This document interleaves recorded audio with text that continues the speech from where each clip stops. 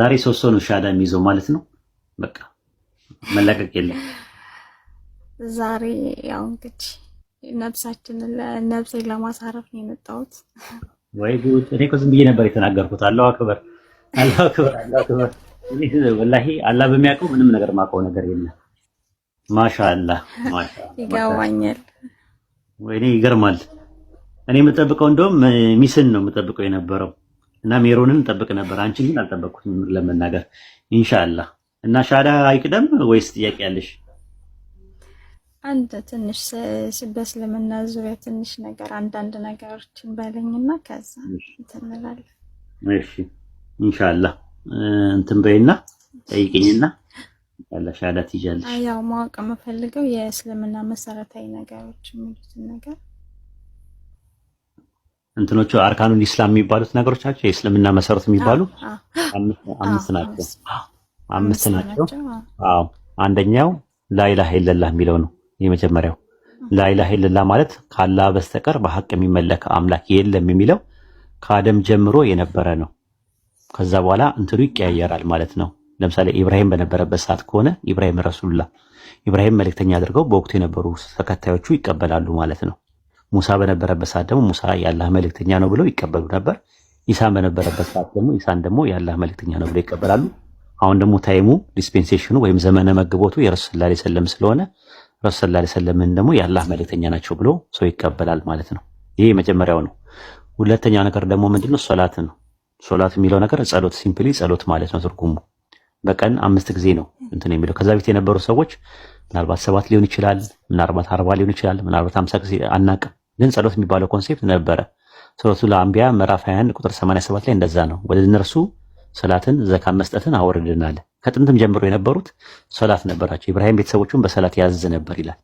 ስለዚህ ምንድነው ሰላት ማለት ጸሎት ማለት ነው። ጸሎት ከጥንትም ጀምሮ ነበረ ራሱ ማለት ነው። ዘካ የሚባል ደግሞ አለ። ዘካ ማለት ምጽዋት ነው። ሶስተኛው ማለት ነው። ዘካ ምጽዋት ማለት ነው። ምጽዋት አሁን በእኛ በኢስላም 2.5% ነው ከካፒታል ላይ። ነገር ግን ጥንት የነበረው ምናልባት ከ110 እጅ ሊሆን ይችላል፣ ከ11 እጅ ሊሆን ይችላል፣ አናውቅም። ግን ምጽዋት ከጥንትም ጀምሮ ነበረ ከአደምም ጀምሮ። አራተኛው ደግሞ ምንድነው? የጾም ማለት ነው። ሲያም የሚባለው ወይም ደግሞ ጾም የሚባለው ጾም ከጥንትም ጀምሮ ነበረ። ሱረቱል በቀራ ምዕራፍ 2 ቁጥር 183 ላይ እንደዛ ነው። እናንተ ያመናችሁ ሆይ ጾምን ከእናንተ በፊት በነበሩት እንደተደነገገ በእናንተ ላይም ተደንግጓል እያለ ይናገራል። ከጥንትም ጀምሮ ነበር። ግን ጾም የሚባለው ምን ላይ ነበር እንትን የሚሉት የሚጾሙት? ወሩ ስንት ላይ ነው አናውቅም። ረመዳን ምንድን ነው? የጾም ስም ነው አይደለም፣ የወር ስም ነው። 9ኛ ወር ምን ይባላል? ረመዳን ይባላል። ምናልባት አይታወቅም። መስከረም ላይ ነው የሚጾሙት፣ ጥቅምት ላይ ነው የሚጾሙት የነበረው አናውቅም። ግን ጾም ነበራቸው። ከምንድን ነው የሚጾሙት? ለምንድን ነው የሚጾሙት? እንዴት ነው የሚጾሙት? አልተገለጸም። ግን ጾም ነበራቸው። እኛ አሁን ከምንድን ነው የምንጾመው ሲባል ከፀሐይ መውጫ እስከ ፀሐይ መጥለቂያ ከምግብና ከመጠጥ መከልከል ነው። መቼ ነው የምንጾመው? ረመዳን ላይ። ለምንድን ነው የምንጾመው? ተቋዋ ለማግኘት። ምክንያታችን ማነው ጾሙ ያለው? አላህ ነው። ይሄ እንደዚህ አይነት ነገሮችን እናገኛለን ዝርዝር በቁርአናችን ማለት ነው። እንግዲህ አምስተኛውና የመጨረሻ ደግሞ ሐጅ የሚባለው ነው። ሐጅ ማለት ጉብኝት ማለት ነው። የአላህን ቤት መጎብኘት ማለት እና ከጥንት ጀምሮ የነበሩ ሰዎች የአላህን ቤት ይጎበኙ ነበር ማለት ነው። ጎብኝ ብሎ ደግሞ ጉብኝነት የተጀመረው በኢብራሂም ዘመን ነው። ኢብራሂምን ይሄ ጥንታዊ ቤቱን ይጎብኙት ብለዋል። የመጀመሪያው ቤት ማለት ነው። አይሁዳኖች ጋር አሁን ጉብኝት አለ ራሱ ሐጅ የሚባል ነገርም አለ እነሱ ጋር አይሁዳኖች። ያ ነገር ከየት ነው የመጣው ብለን ስለ ከጥንትም ጀምሮ የነበረ ነገር ነው መጎብኘት። ጉብኝት ማለት መንፈሳዊ ጉብኝት ማለት ነው። አጅር ያለው ነገር ነው። እነዚህ 5 ነገሮች ናቸው። የመጀመሪያው ላኢላሃ ኢለላህ ነው። ሁለተኛው ሰላት ነው። ሶስተኛው ዘካ ነው። አራተኛ ደግሞ ምንድነው? አራተኛው ደግሞ ጾም ነው፣ ሲያም ነው። አምስተኛው እና የመጨረሻ ደግሞ ሐጅ የሚባለው ወይም ደግሞ ፒልግሪሜጅ የምንለው። እነዚህ ናቸው 5ቱ መሰረታዊ ትምህርቶች። አመሰግናለሁ። ይሰማል? ይሰማል። በቃ ጨርሻለሁ። ሻዳውን መያዝ ዝግጁ ነሽ አይደለ? አዎ ዝግጁ ነኝ። በዚህ አጋጣሚ ስታዝ በጣም ላመሰግን እወዳለሁ። ቴሌግራም ላይ እያንዳንዱ ነገሮችን እየገባሁኝ ከአመት በላይ ነበረ መከታተልክ። እገባለሁ፣ አያለሁ፣ እወጣለሁ። ኦኬ። በዛሃሩም አለች በዛም እና ብዙ የእናንተ እገዛ ያው በዚህ ላይ ባይሆንም በዛ ያለውን ነገር በጣም የብዙ ህይወቶችን መቀየር እንደሚችል በዚህ አጋጣሚ መናገር እፈልጋለሁ። ኢንሻአላህ አላህ ይቀበል። እንደው አድርግልን። ዱዓ ከስርም ያሉ ሰዎች ያደርጉናል። ኢንሻአላህ አላህ ይቀበለን፣ እዚሁ ያስቀርብን። እዚሁ ለኢሉኝና ስሙልኝ ከሚላቸው ባሮቹ አላህ ያድርገን። ከዛ ውስጥ አላህ ነፃ ያወጣል። ለሱ ተብሎ ያላህን ፊት ከጅለንበት ያላህን ውዴታ ፈልገው ከሚያደርጉ ባሮቹ ያድርገን። እዚህ እንደምንታየው ሰዎች እንደሚገምቱን እንደሚያስቡና እንደሚሉን አላህ ያድርገን ማለት ነው። አላህ ይቀበለን ሁላችንም። ኢንሻአላህ ዱዓ ታደርጊልኛለሽ ለኔ የመጀመሪያ። እሺ እኔ የምለውን ተከትለሽ ያለሽ ማለት ነው። ኢንሻአላህ ሻሃዳሽን ያዥ። እሺ አሽሃዱ አሽሃዱ አላ ኢላሃ ይሰማል አላ ኢላሃ ኢላላህ ኢላላህ ወአሽሃዱ አሽሃዱ አነ ሙሐመደን አብዱሁ ወረሱሉሁ እኔ ከአላህ በስተቀር በሐቅ የሚመለክ አምላክ እንደሌለ በልቤ አምኜ በአፌ እመሰክራለሁ። እኔ ሙሐመድ የአላህ ባሪያና መልእክተኛ መሆኑን በልቤ አምኜ በአፌ እመሰክራለሁ። ማሻአላህ ማሻአላህ። አላሁ አክበር አላሁ አክበር አላሁ አክበር አላሁ አክበር ተክቢር አላሁ አክበር ተክቢር አላሁ አክበር። ማሻአላህ ወደ ዲኑ እስላም ቀጥታ ላኢላሃ ኢለላህ የሚለውን ገመድ ይዘሽ ገብተሻል ማለት ነው። አላህ በቁርአን ውስጥ በሱረቱ አሊ ኢምራን ምዕራፍ 3 ቁጥር 103 ላይ እንደዛ ነው የአላህን ገመድ አጥብቃችሁ ያዙ አለ። ያ ገመድ ምንድነው? በእሳት ጉድጓድ አፋፍ ላይ በነበራችሁ ጊዜ ከእርሷም አዳናችሁም የሚለው አላህ መዳኛሽ ነው። ላኢላሃ ኢለላህ የሚለውን ገመድ ነው። ያ ገመዱ እስከ መጨረሻው ድረስ አጥብቀሽ መያዝ መቻል አለብሽ። ገመዱ አሁን ተንጠልጥለሽ አምልጠሻል ተንጠልጥለሽ የወጣሽበት ገመድ ነው። ኢንሻአላህ አላህ ይቀበልሽ። አላሁ አክበር። ሲጀመር አንደኛም ነገር ማለት አውቆ መግባቱ ትልቁ ነገር ለዚህ ነው የሚጠቅመው። ማለት በደንብ ነገሮችን ማወቅ፣ ህጎቹን በደንብ ማወቅ እነዚህ ነገሮች በስነ ስርዓት ለመከታተል እንተንጋር። ኢንሻአላህ አላህ ይቀበልሽ። አላህ ዱዓ አድርጊልኝ ለኔም ኢንሻአላህ። አንቺ ማለት አሁን በረሱል ሰለላሁ ዐለይሂ ወሰለም በሐዲስ ላይ ወደ እስልምና የገባ ሰው እንደተወለደ ሕፃን ነው ብለዋል። ኃጢያቱ የባለፈው ኃጢያቱ በአጠቃላይ ወንጀሉ ይታጠብለታል ብለዋል። እና በጣም እድለኛ ነሽ። አሁን እፎይ የምትይበት ጊዜ ነው። አንድ ሰላም ነው የተሰማኝ አልሐምዱሊላህ። ምክንያቱም በጣም ይጨንቃል። አንድ ሰው ሃይማኖት የሌለው ፈጣሪ እንዳለ እያመነ አንድ አምላክ እንዳለ እያወቀ በቃ ማለት ለማወቅ የቱ ነው የሚለውን ነገር ስታገል ቆይቻለሁና ከዛ ደግሞ እንደዚህ አይነት ነገር ስትል እውነት ልብ ሲያርፍ ደስ ይላል። በጣም ነበር ሰሞኑን ለመወሰን በቃ እንደዚህ ማድረግ አለብኝ ያልኩ ከብዙ ጭንቀት በኋላ ነው እውነት እንደዚህ ደፍሬ በቃ እንትን ያልኩት። ኢንሻአላህ አላህ ብቻ አላህ የምታገኝበት ያርግልሽ። በጣም ነው ደስ የሚለው። ምክንያቱም ማረፍ ነው ትልቁ ነገር። እኛ ከጀሃነም ማስመለጥ ነው ስራችን። ያ አፋፉ በጣም አደገኛ ነው። አፋፉን ታውቂዋለሽ። ሽርክ ነው፣ ኩፍር ነው፣ ኒፋቅ ነው፣ ቢዳ ነው። እንደዚህ ዳርዳ ወደዛ የሚዳርግ ነገር ውስጥ ነበር የነበራችሁት። ከዛ ነፃ እንድትወጡ ነው የምንፈልገው እኛ። ሌላው ደግሞ ማረፍም ነው ራሱ። ላኢላሃ ኢለላህ ያለ ሰው ያርፋል፣ ሰላም ያገኛል፣ ውስጡ ሰላም ያገኛል ራሱ ማለት ነውና ቀላል ነገር አይደለም። የወሰንሽው ውሳኔ ትልቅ ዲሲዥን ሜኪንግ ፕሮሰስ ማለት ትልቅ ውሳኔ መወሰን የሚፈልግ ጊዜ የሚፈልግም ነገር ነው። የህይወትና የሞት ጉዳይ ነው። የዘላለም ህይወትና የዘላለም ሞት፣ የጀነትና የጀሃነም ጉዳይ ስለሆነ ትልቅ ውሳኔ ነው። ሜጀር ዲሲዥን የወሰንሽው። አላህ ይቀበልሽ። ዛህራን አስገቡልኝ እስቲ ያ ጀማ ጥሩልኝ። ዛህራ ካለችበት ደውላችሁም ቢሆን ጥሩና እስከዛ ድረስ ኡስታዝ ጀማልን ፎሎ አድርጊውና ለኡስታዝ ጀማል እንትንሽን ስጨው ስልክሽን አስቀምጪለትና ፎሎ አድርጌዋለሁ መሰለኝ በፊት። ኡስታዝ ጀማል አለ አለን ተደራርገናል። ቆይቷል እኮ ከተደራርገናል። ስልክሽን ለኡስታዝ ጀማል አስቀምጪለትና ግሩፕ አለን እዛ ውስጥ ገቢና በደም ቁርአን ትቀራለሽ። ትምህርት ትማሪያለሽ። ላይቭ መሰረታዊ የሆኑትን ነገሮች ማለት አሁን ለምሳሌ ሰላት ምናምን የሚሉትን ነገር ማወቅ ፈልግ እነሱን ነገሮች ያው የሚያስተምረኝና ማወቅ ፈልጋለሁ። ኢንሻአላህ ትማሪያለሽ፣ ችግር የለውም። በደንብ ነው የምትማሪው።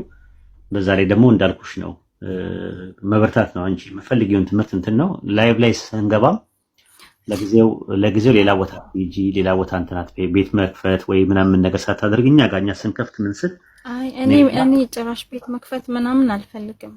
እየገባሁ መማር ነው የምፈልገው። መማቃ እኛ ጋር እንደዚህ ላይፍ ስገባ አስገባኝ ምንብሽ ከተጻፊልኝ እዚህ እየመጣሽ ማንኛውም ጥያቄ መጠየቅ መማር ማደግ ነው። ኢንሻአላህ በርቺ፣ አላህ ያበርታሽ። ገሊላ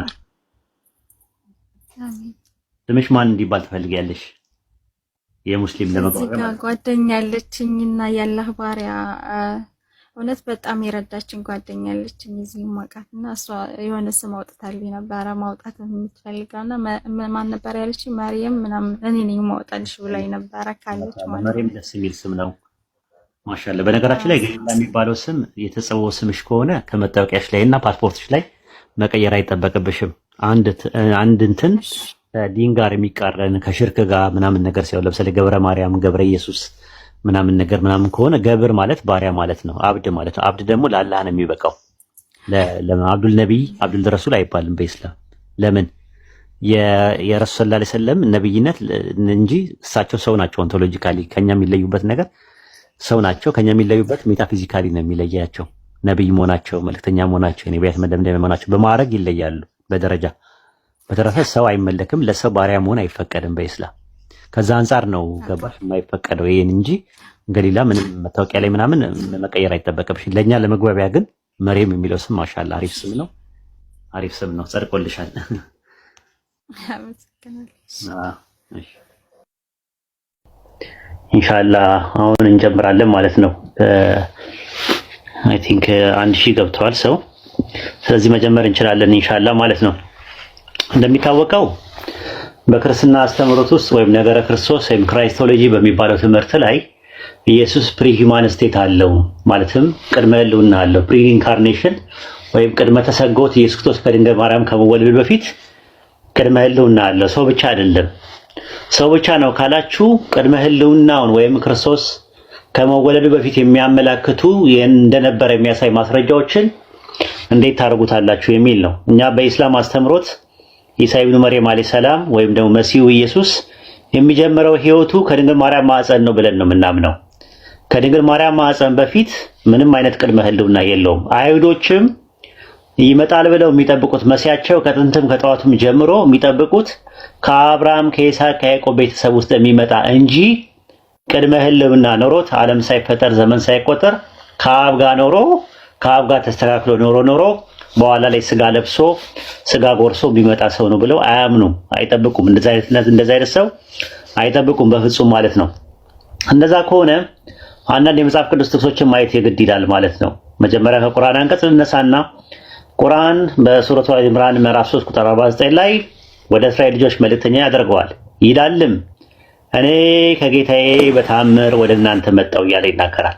ወደ እናንተ መጣው ይላል። ተመሳሳይ ነው። ሙሳ አለይሂ ሰላምም በሱረቱ አዕራፍ ምዕራፍ 7 ቁጥር 105 ላይም ከጌታችሁ ወደ እናንተ በተአምር መጣዋል። ዛት ሚንስ በተአምር መጣው ማለት ቅድመ ህልውና እንዳለው አመላካች አይደለም። ሙሳ አለይሂ ሰላም የተሰጠው ተአምር 9 ተአምራቶች ተሰጥቶት እንደመጣ ሁሉ ኢሳ ኢብኑ መርየም አለይሂ ሰላምም ሲመጣ መጣ የተባለበት ምክንያት በተአምራት ስለመጣ ነው። ሙት ማስነሳት፣ ሽባ መተርተር፣ ዕውር ማብራት የመሳሰሉ ነገሮች ማለት ነው። እንደዛ ከሆነ አንድ የመጽሐፍ ቅዱስ ጥቅስ አለ።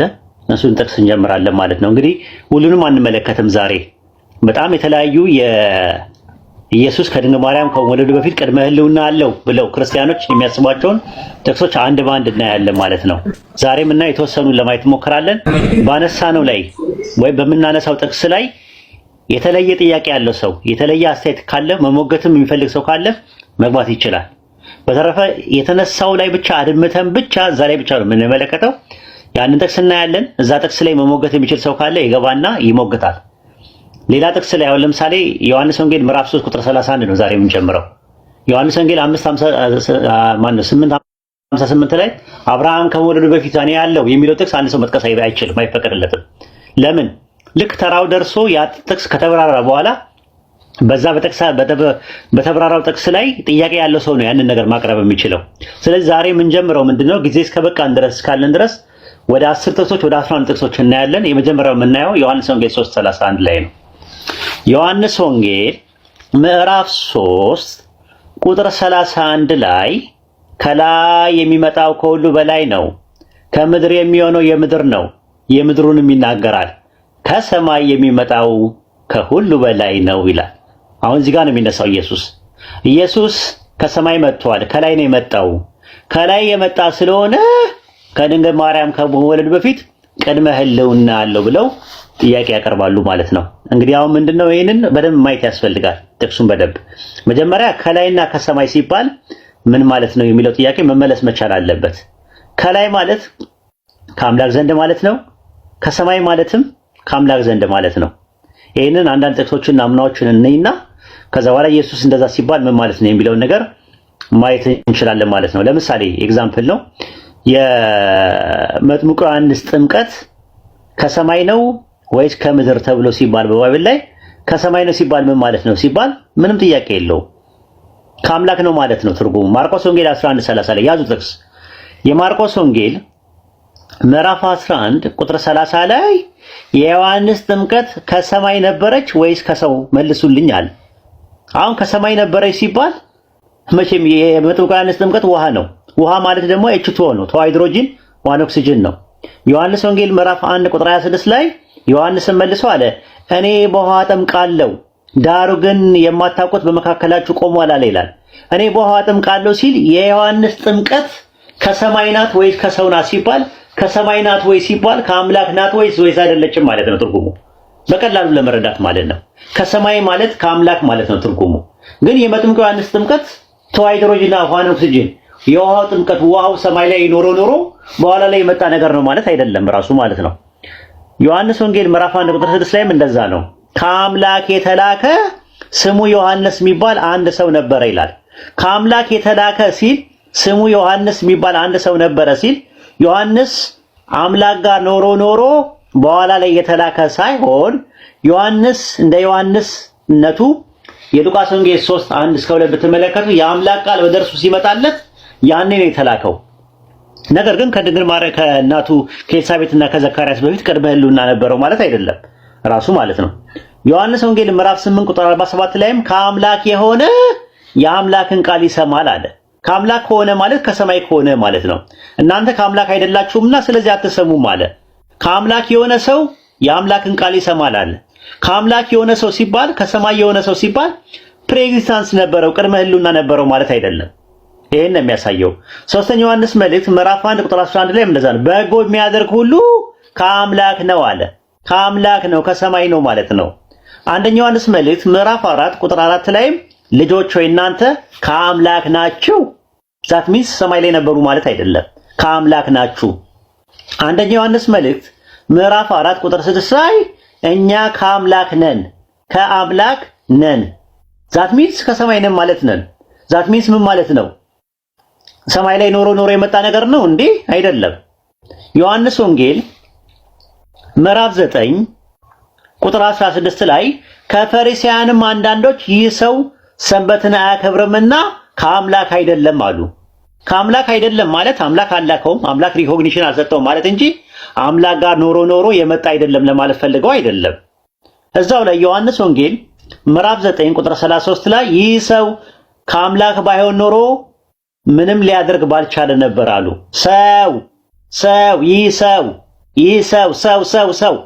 ሰው እንዴት ነው ከሰማይ የሚሆነው ብለን ስንል ሰው ነው የሚለው። ሰው የሚጀምረው ከእናቱ ማዕፀን ነው። ያ ሰው ግን ምንድነው?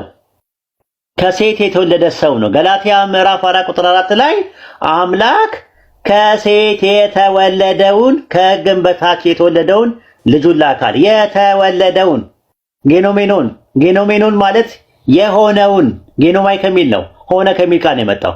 የሆነውን ዮሐንስ ወንጌል 7:29 ላይ እንደዛ ነው።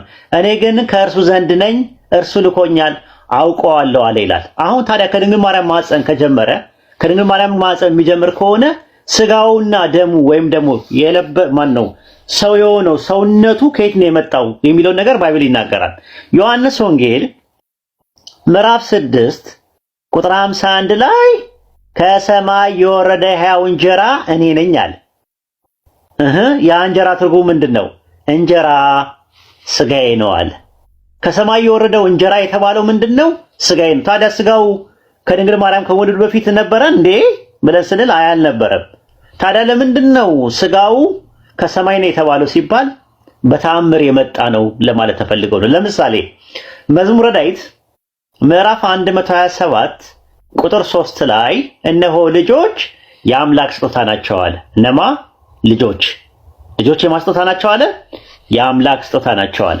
መጽሐፈ ምሳሌ ምዕራፍ 18 ቁጥር 22 ላይ ሚስትን ያገኘ በረከትን አገኘ አለ። ተመልከቱ፣ ሚስትን ያገኘ በረከትን አገኘ። ሚስት ምንድናት? በረከት ናት። መጽሐፈ ምሳሌ ምዕራፍ 19 ቁጥር 14 ላይ አስተዋይ ሚስት ግን ከአምላክ ዘንድ ናት አለ። ከማን ዘንድ? ከአምላክ ዘንድ ናት አለ። አሁን ይህንን ተከታተሉ። ይቺ ናት ዋናው ጥቅስ። ያዕቆብ ምዕራፍ 1 ቁጥር 17 ላይ በጎ ስጦታ ሁሉ አለ። ልጆች ማለት ነው። በቀላይ ያየ ነው። መዝሙረ ዳዊት 127 ቁጥር 3 ላይ ልጆች የአምላክ ስጦታ ናቸው ብሏል። በጎ ስጦታ እና አለ ፍጹም በረከት አለ። ሚስትን ያገኘ በረከትን ያገኘ ብሏል። መጽሐፈ ምሳሌ 18:22 ላይ ከላይ ናቸው አለ። ልክ ዮሐንስ ወንጌል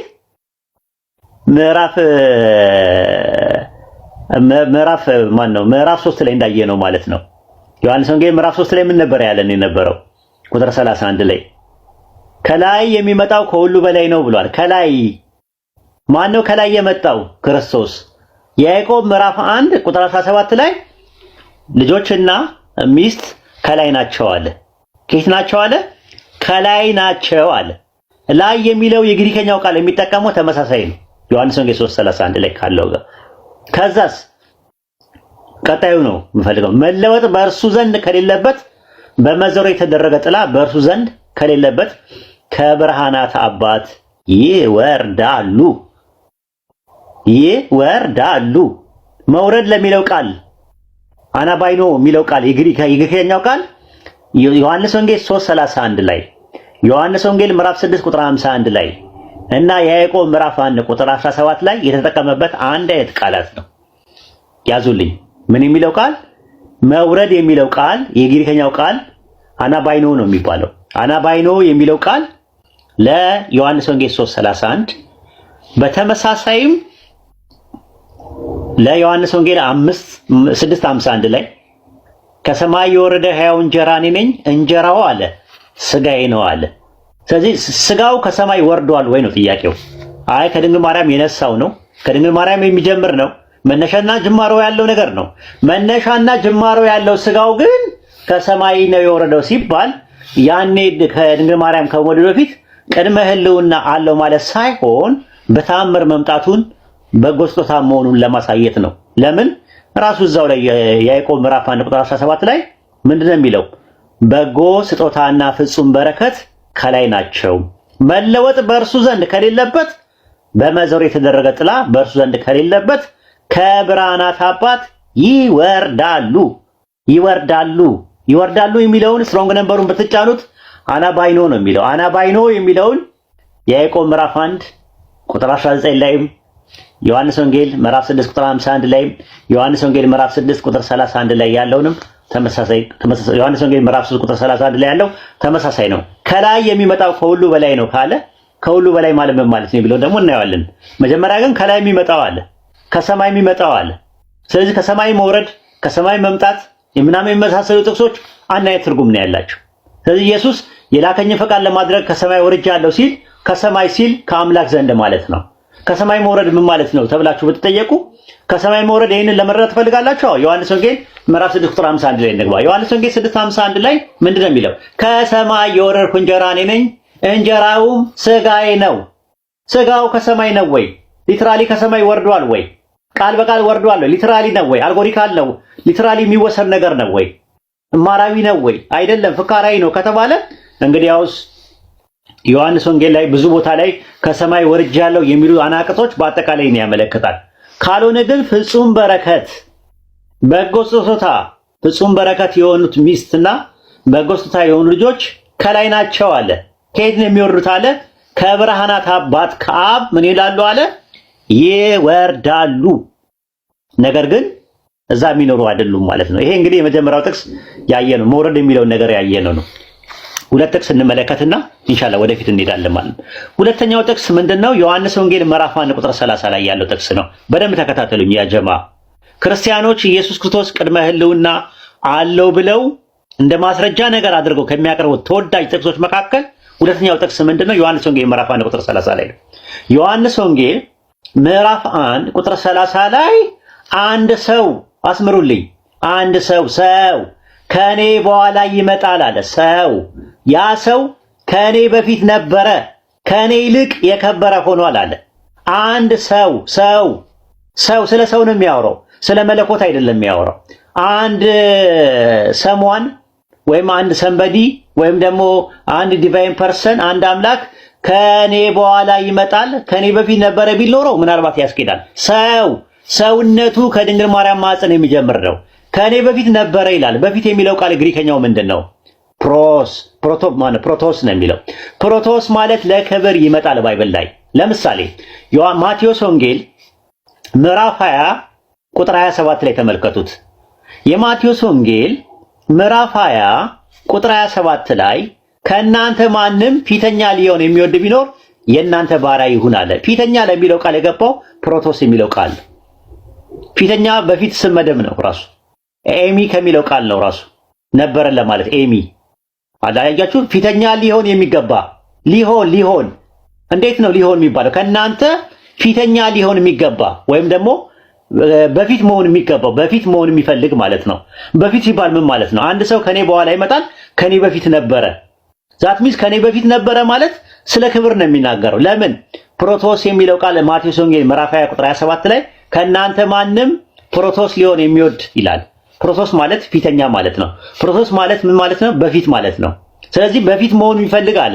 በፊት ሲባል ምን ማለት ነው? በቅድመ ሕልውና በእድሜ መበላለጥ ነው እንደሚያሳየው አይደለም። ለምን? እዛው ጋር ስትመለ ከኔ ይልቅ የከበረ ሆኗል አለ። በክብር መጥምቁ ዮሐንስን ኢየሱስ ይበልጠዋል። ኢየሱስ ልብና አድርጎ ይበልጠዋል። ስለዚህ ምንድነው በክብር ደረጃ ማለት ኦንቶሎጂካሊ ሰው ናቸው ሁለቱም። መጥምቁ ዮሐንስም ሰው ነው፣ ኢየሱስም ሰው ነው። ምንም ልዩነት የላቸው። ነገር ግን ኦንቶሎጂካሊ ልዩነት ሳይኖራቸው ሜታፊዚካሊ ግን በማንነት ደረጃ የደረጃ ልዩነት አላቸው። ስለዚህ ምን አለ ማቴዎስ ወንጌል ምዕራፍ 20 ቁጥር 27 ላይ ምን አለ?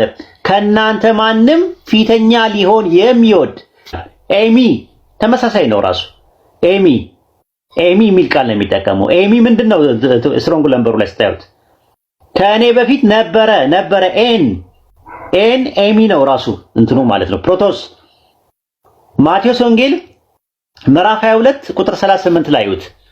እንደምትመለከቱት 10ቱ ትእዛዛት በእድሜ አይበላለጡም።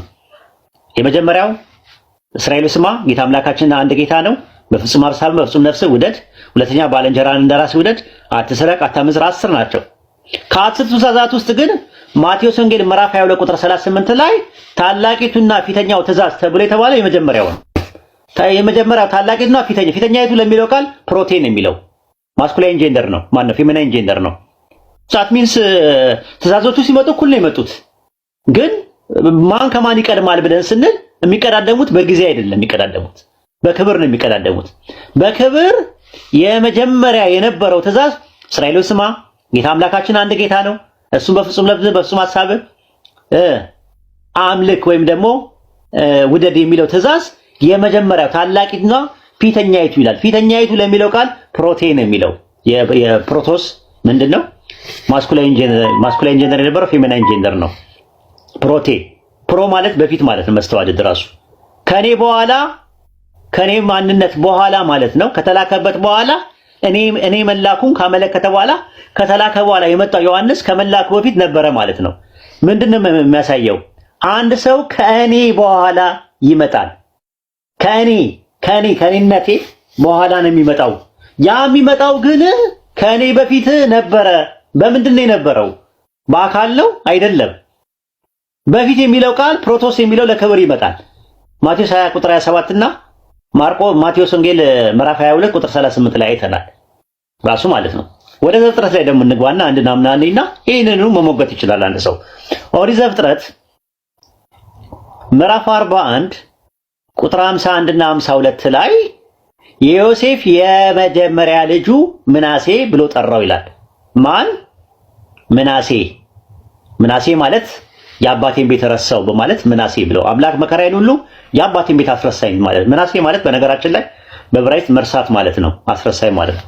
የሁለተኛውን ስም ግን ኤፍሬም ብሎ ጠራዋል። አምላክ በመከራዬ ቀን አፈራኝ ማለት ነው። በመከራዬ ሀገር አፈራኝ ማፍራት ማለት ነው ኤፍሬም ማለት። ከኤፍሬምና ከምናሴ በእድሜ ማን ነው የሚበልጠው ሲባል መጀመሪያ የተወለደው ማን ነው? የመጀመሪያ ልጅ ምናሴ ነው።